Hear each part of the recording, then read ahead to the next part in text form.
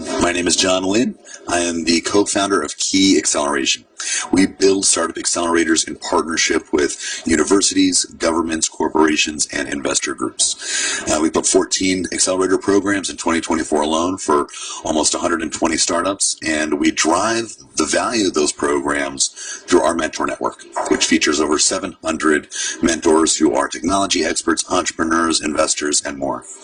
In this podcast, we want to be featuring the founders that go through our programs, hearing about their stories, experiences, and learnings, and providing a resource for you to understand if that's a path that you want to walk or the role that an accelerator can play as an entrepreneur for yourself. So today we're here with Alan, who's going to tell us a little bit about his company, QUIKBOT, as well as his journey as an entrepreneur. So Alan, thank you for joining today. Thank you, John. Hi, everyone. My name is Alan. I'm the founder and CEO of QUIKBOT Technology. We are a company dedicating our, we are just trying to build the next generation autonomous delivery system for smart city. So that's what I've been doing for the last 3 years. Yep. So John should see what ask me anything. Yes, sir, will do. Appreciate you sharing your time and learnings with us. So I want to go a little bit deeper into QUIKBOT, about what you're building right now. Can you tell us sort of what the core technology is and who it's for? So the core technologies involve quite a number of, so we are an aggregator of technology by itself, but also we are also the first of many to actually aggregate different technology to deliver what we are trying to deliver. So our base technology are advanced robotics and AI, followed by IoT and smart building. And naturally, that involves also telecommunication, because all our robots and smart lockers are moving around city live. So that involves 5Gs and edge computing, etc. What exactly do we do? Right? We are trying to solve a 3,000 years old problem. Think about it. 3,000 years ago, horseback, camelbacks deliver goods from town to town. By the end, it was the delivery man removing the goods from the horseback and carried to you by hand. And 3,000 years later now, we have all kinds of technology, from drones delivery to autonomous vehicle and etc. But the poor man still have to carry out the package, take an elevator and reach you in front of your door and deliver to you by hand. So that's the singular missions of QUIKBOT. We're trying to actually automate this entire last mile problem on behalf of logistic company. Great. What kinds of traction is the company seeing so far? Well, that is actually something quite consoling, to be honest. 3 years of startup has been extremely challenging, yeah. But I'm so glad to share the fact that in Singapore, for example, that's where we started. We managed to just clinch 2 of our first 2 commercial agreement. One with obviously Singapore Post, which is obviously one of the top 5 operators of last mile delivery in Singapore. Second is someone you probably Americans would know very well. It's called Federal Express. Yeah. Last but not least, we're just about to sign a third with a global giant like DHL. Congratulations. Yeah. I mean, I just got back from UAE last week, because that's where we just inked our first international projects and roll out. We've also the leading player in logistics in MENA, instead for Middle Eastern North Africa region. So already a lot to unpack there, right? Because we've got some international business relationships that Alan's achieved, but also pretty sophisticated technology and going to market in a significant way. So I want to especially understand these early customers that you were acquired, like Singapore Post. But before we talk more about QUIKBOT, I would love to hear, understand even more, Alan, about your background prior to QUIKBOT. Have you always been an entrepreneur? How did you understand? How did you discover your entrepreneurial talent? What were you doing beforehand? First, I'm quite old. I'm 50 plus. Been an entrepreneur for the past 7 years. Yep. Started off my first 2 jobs as a forex broker, and then eventually I went back to my family business, which was in advertising. And then I never turned back. I was with them for 20 over years, growing and transforming the business from a Singapore-based company, and then growing across Southeast Asia, eventually to North Asia, which covers China, Japan, Korea, and as far as London and Sydney. So been doing and setting up company for the last 25 years in different countries. My specialty is actually go-to-market. Yeah, I'm proud of the fact that I'm trained by a lot of international names that you know, names like Procter & Gamble, names like Chanel, names like Louis Vuitton, Apple, Dyson. These are all very prestigious customers of ours in the past. So that's what I've been doing. Like everybody else, I'm affected by the pandemic. My business was affected by the pandemic. So in 2021, an opportunity arose with a challenge. By then, I was already involved in robotics for a while. The challenge arose for me to help to resolve the last mile delivery problem for a lot of merchants that actually has stores underground. So during the pandemic, where a lot of problems has arrived, we're having shortage of delivery guys. So we've been asked to use robots to do an end-to-end delivery, door to door, and that's how QUIKBOT was really founded based on. Great. And I want to understand more about how you went from sensing that opportunity to actually building the technology and getting it into the hands of those that use it. But first, I want to talk a little bit more about this path to QUIKBOT. And you said that you discovered this kind of strength in go-to-market. And I think it's so important for an entrepreneur, for a founder, to know what their strong points are, because you're never going to be a complete picture. You are going to be a mixture of your strengths and weaknesses as an executive, as a creative, as an operator. So can you tell us a little bit about maybe when you discovered that you were good at go-to-market, or realized that that was a strength of yours? None of this was my original strength, to be honest. None of this was. I'm economics trained. I'm economics and finance trained. But the past 27 years in my experience was really in marketing communications. That's what I've been doing, the go-to-market stuff. It's actually combinations of the years of experience I work with in the different tier and different level, in the different position I had with all my customers. Along the way that it builds up what my strengths is. When we look at go-to-market, but the most important thing after all is really what your customer wants. Right? Like, it doesn't really matter you're a corporate, you're an SME, or you're a startup. At the end of the day, you're either offering a product or service or solutions. It's a simple way to look at it, right? So at the end of the day, it's easy to say that, this is a product, I want to sell it. Or maybe you should start asking who needs the product. But is it really the user is paying for it, or is it actually the middleman is paying for it before it reaches the user? So there's a lot of things to think about when you talk about go-to-market. It's easy to. So for example, in my trade, for example, I'm helping you deliver your e-commerce, correct? But you are not the one paying for me, because you engage DHL or FedEx to do it. And FedEx have to decide if QUIKBOT, whatever QUIKBOT offers, benefits them. Is it worth the while to use the technology that we recommend?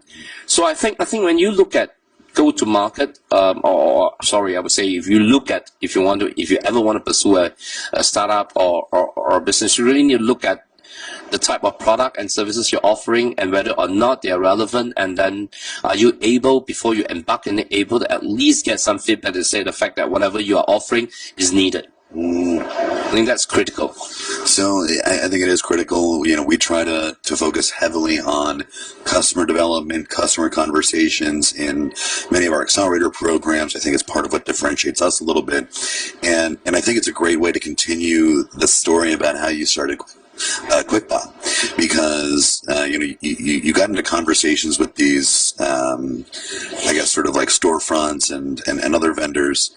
And how do you know when the customer has that need? Because I imagine, or at least in when I look at many of the companies that we've worked with, they don't always, the customer doesn't always know what they need.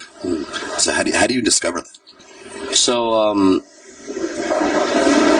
one of my key learnings over the past 25 years was really to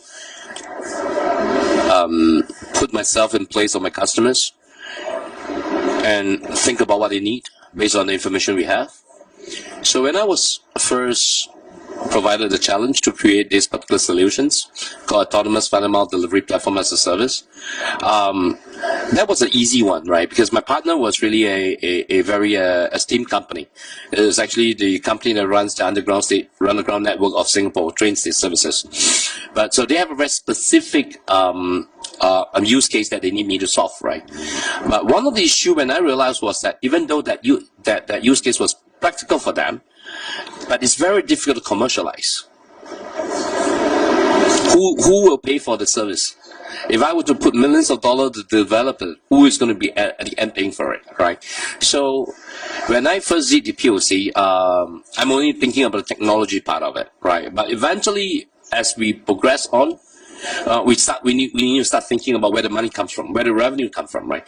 That is when we start looking and saying, okay, this is not good, but let's take a look at what other market segments that will find this technology much more practical, who will benefit most from this, and therefore who will be willing to pay for such a service. That's part one of it, right? That's really identifying your business strategy, your business objective, therefore defining your business strategy and naturally your marketing strategy, etc. I think the most important second thing that I think I was lucky was really I have that opportunity to meet a lot of great people in the last 4 years. And it's because of this new found friendship. Because I was living in Shanghai for close to a long time, even though I'm a born and bred Singaporean, right? So I had great opportunity to meet very talented people along the way, and that I managed to convince them to come on board. But again, that's also because after I identify what I want to do, that I identify the fact that B2C is not where my revenue will come from, but B2B. Or actually, the right way would be B2B for C, because the ultimate delivery is for C, consumer, but it's paid for by the business that you engage called DHL, FedEx, and UPS. So we call it a B2B for C business model. But the key thing was really that because I identified that, and I managed to do some background checks and research on this matter and realized that whatever I have was in line, intact. And with that, I started looking for talent. Whenever I met someone, I grab it. I just grab it on the spot and say, join me. Right. So I think the second most important thing for any of these entrepreneurs is really to have a team. Team is extremely important because there's only so much you can do.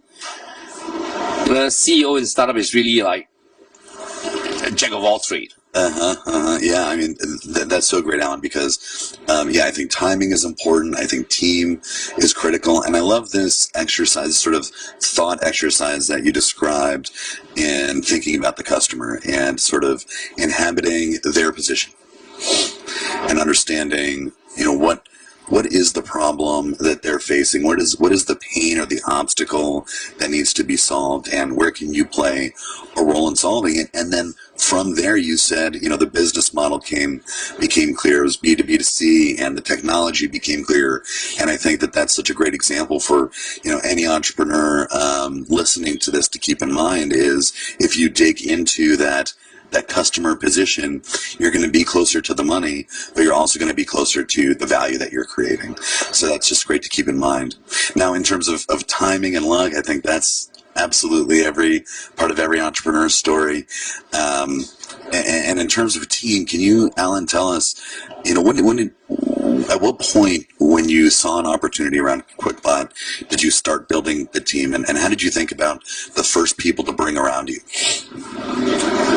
Now what I explained to you, right, the moment I decided that how the business model is going to be, I start searching for people that I need.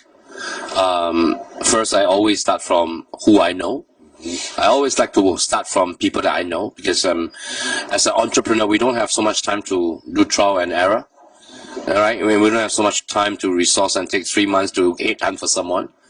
So we always go for low-hanging fruit, people that we know, people we trusted. That's how I started. And through people that we know and trusted, we want them to recommend more people to come in. That's usually how I do it, and that's the fastest way to get the team up without, when you're a startup, you have limited resources, limited money and everything. And for you to convince another very successful, like a Cambridge PhD and etc. to join you, for example, a small startup that just haven't made your name, is tough. But when you have friends who say, hey, he's good, we trust him, you trust me, join. So I think that's a shortcut for many people. If you want to start looking for people, look for people around you, look for credible people around you. Always look for credible people around you for them to introduce you, and they will usually introduce much more credible people. So I think that's the part I started with. I'm blessed. I'm very blessed. Yeah. So sort of the network effect of talent, right? Starting with the people that you know and trust and admire, not necessarily because they're the people that you want to bring on, but because the best people know the other best people. Exactly. That is just invaluable. Do you have an example from your team where you ran that exercise? In fact, my entire team is part of like what I just tell you. I'm serious, right? So my co-founder, Dr. Wong, 17 years in Nanyang Technology University, which is a top 2 university or top 10 within Asia. It's a robotician for the last 17 years. In fact, he was the first guy that built the first humanoid in Singapore in 2016. You guys were talking about humanoid now. He has built humanoid in 2016 and 2017, right? So I got to know him through another common friend. And I told him I'm doing robotics, I'm looking for someone great. And this good friend of mine say, hey, meet another good friend. He's a fantastic guy, meet him. And we just click off. And through him, I start getting a lot more other engineers that is from the same university. Likewise, one of my very trusted, very senior, one of my most senior teammate, 62 years old. He was like my neighbor. And one fine day, we're just talking at the elevator, and he's telling me what he does, and etc., etc. And finally, one day, he say, "I'm quitting." And I say, "Why?" And I say, "Why don't you join me? I need someone like you." And he joined. And because of him, I met my first 3 angels. Just awesome anecdotes here, right? I think, number one, it's a strategy and a tactic. This is great examples for how to build a team and use the best that you know to bring forward the best. But also just in terms of accessing resources for the company, right? You've got to be out there, not just having conversations, but being creative and tactical about how to bring them into an opportunity for the company. So we're running into the end of our time here, and this has been so valuable, Alan. Thank you. I would love for you to end with sort of what's one thing that you would recommend entrepreneurs listening to this conversation keep in mind as they start their path. To be an entrepreneur is really a tough shit. I would think that you should start trying it after you gain certain experience. This may be against many other paradigm of thinking that you should start young. My personal opinion is always go out and gain some experience. Always go and first find out what you like, what's your passion. And once you ever want to decide to join into this game, then be ready for it. And once you come in, go all in. That's my view. But always plan somehow. When I use the word plan, it's calculated planning. I just want to elaborate one thing that I just mentioned early on. When I decided who is going to be my customer, and then I decided that what my strategy is going to be, that literally set stage in my mind what kind of people I will need, what position I will require to achieve, for example, client acquisition. For example, account service management. For example, strategic partnership development, right? So, and one final one would be, you never know when you make the right or wrong decision until you made it. So it's always better that you make a wrong decision than you don't make a decision. So go for it. All great takeaways, Alan, and yeah, I agree. If you're thinking about doing the entrepreneurial path, make sure difficulty is something you like. So thanks so much for spending some time with us this afternoon. Thanks to Impact Hub for hosting our conversations today. Please find out more about QUAY Acceleration and QUIKBOT in the notes below. Thanks everyone for joining. Thank you.